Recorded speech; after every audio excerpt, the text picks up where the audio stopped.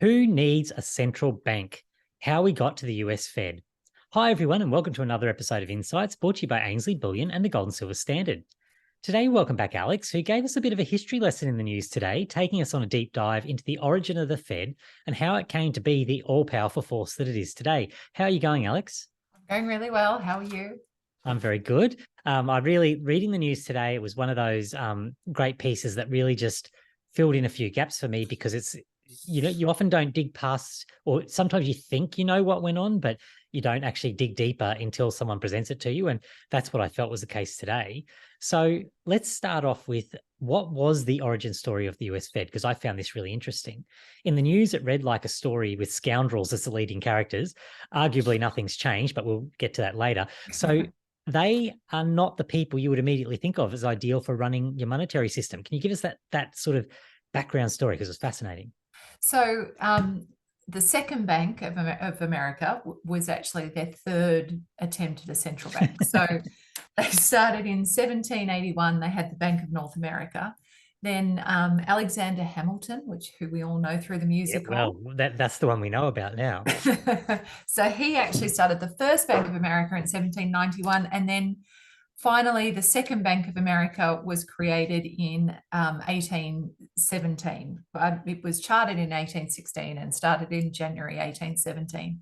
So they were all very quick succession, quite frankly, failed banks. The second bank didn't even make it past 1832. So it didn't even make 20 years, and the first ones didn't make 10 each. So there's been a lot of attempts, and they kept failing because ultimately, just like what we've got with central banks today, you have characters that may or may not know what they're doing, and the characters change and their philosophies change, and they keep leading us to these boom and bust cycles. Can you But give what us a was bit of a really run through of some of those characters? Because it was fascinating read. It It was really was. pretty good. So the second bank was actually formed in 1817 because in 1812 they'd been at war with with Britain, with the UK, and what everyone fails to remember is that through history, taxes were tariffs. They were not income taxes. So when during the War of 1812, Britain blockaded all the trade from America and there were no tariffs. So the US government was funding a war with no taxes coming in. So they were basically broke. So in response, they started a bank in 1817, funded with $35 million worth of debt. Not everyone bought it. So they had one guy, Stephen Girard, actually give $3 million to the bank. So he was a wealthy financier at the time. Mm-hmm. Once again, you've got one person loaning a lot of money to one institution or one country. So you've already got favors being made. And so it started in 1817. It started in Philadelphia, which is interesting because that's where Stephen Girard was based. And then they went through and put a succession of different people in charge. So the first person they put in charge was a guy called William Jones, who had at some point ran the Navy. Now, he had been a previous bankrupt. And so like most bankrupt gamblers, he threw money at everything. So there was a huge boom from 1817. But within 4 years, he worked out that he couldn't quite continue the boom. So he pulled all the money back in. And within 4 years, it boomed and busted under William Jones. The next guy that came in was a politician.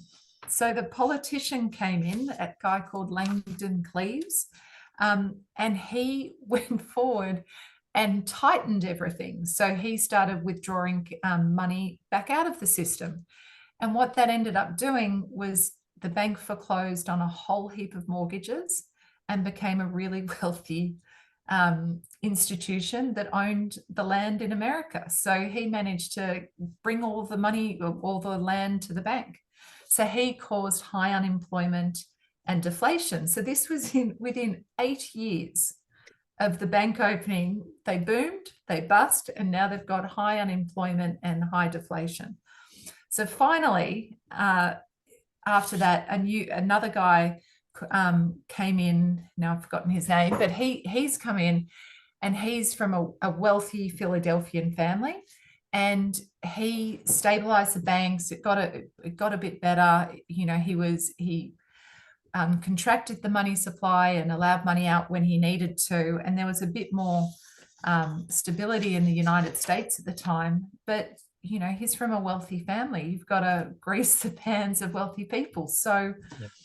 during the election of 1828, when a guy called John Alexander, who was the next president, he did not like the banks, because during the 1791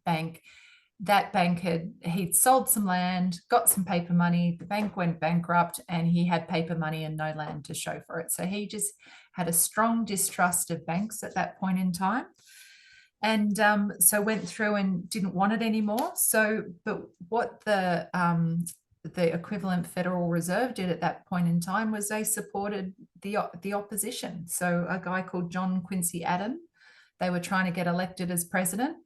They failed, but they were using money from the second bank to try and fund the right person into power. So it was basically used poorly. It created boom and bust cycles, and then it started trying to exert political influence, all in the space of 20 years.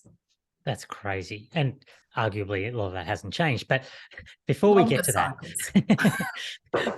that, so it seems to imply there that hasn't always been central banks. Is that true? That, like, we tend to assume that they need to exist because certainly throughout our lifetimes and our investing lifetime, central banks have always been that key driver that sits there. But have we survived without them in the past?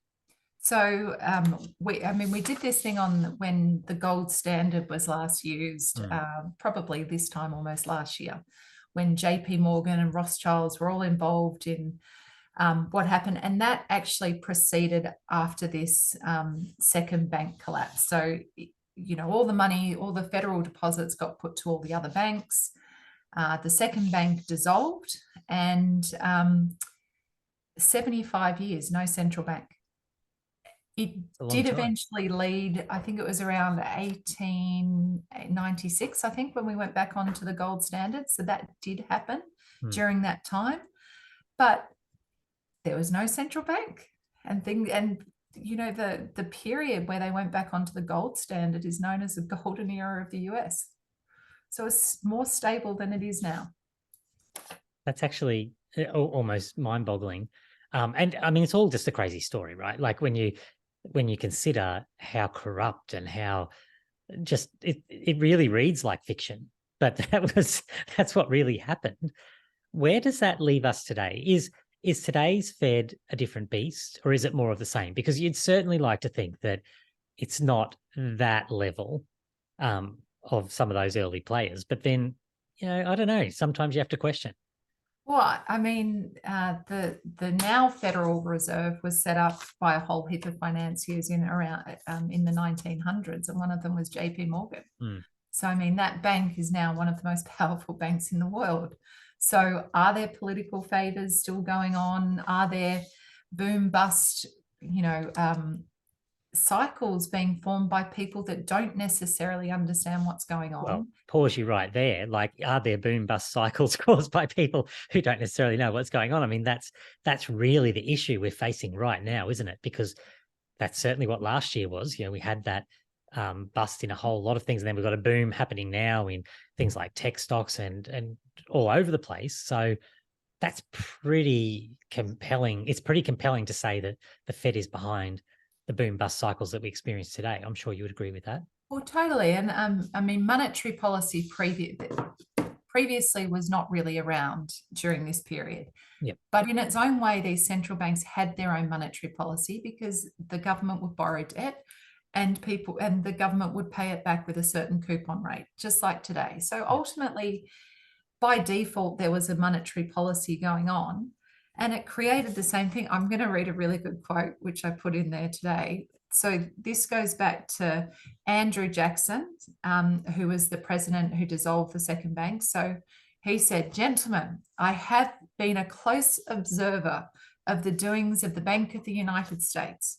I have had men watching you for a long time and am convinced that you have used the funds of the bank to speculate in the breadstuffs of the country. When you won, you divided the profits amongst you, and when you lost, you charged it to the bank. You tell me that if I take the deposits from the bank and annul its charter, I shall ruin tens of thousands of families. That may be true, gentlemen, but that is your sin. Shall I let you go on? You will ruin 50,000 families, and that would be my sin. You are a den of vipers and thieves. I have determined to rout you out, and by the eternal, bringing his fist down on the table, I will rout you out. So sounds awfully familiar that it does sound awfully familiar. The banking situation right now, this is what everyone keeps talking about. The banks make wonderful profits and they've been fantastic since the GFC. But now, you know, bond prices are going down because interest rates are going up, and we've got the Fed bailing them out again. So it's all well and good that their hands are greased in between, but they're not there. You know, it's the taxpayer that ends up funding these people.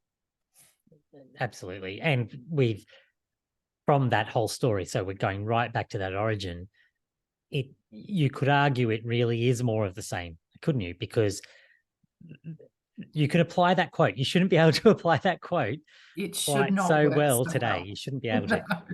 So age so well. One of those crazy things that you read and go, oh, someone got it right like 150 years ago. How are we still in the same? In fact, 200 years ago, how are we in the same situation? With, well, arguably even potentially approaching a worse situation as that government debt continues to spiral. So yeah, the government debt continues to spiral. And as you know, most of the banks are bankrupt right now. Like they're really struggling, especially all these regional banks. And someone's got to pay, and it's not going to be the bankers.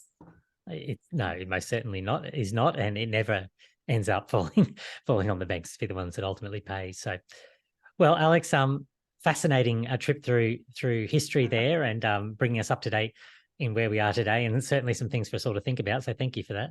Oh, that's okay. It was a good one. Yeah, I know you love taking history. that trip through history.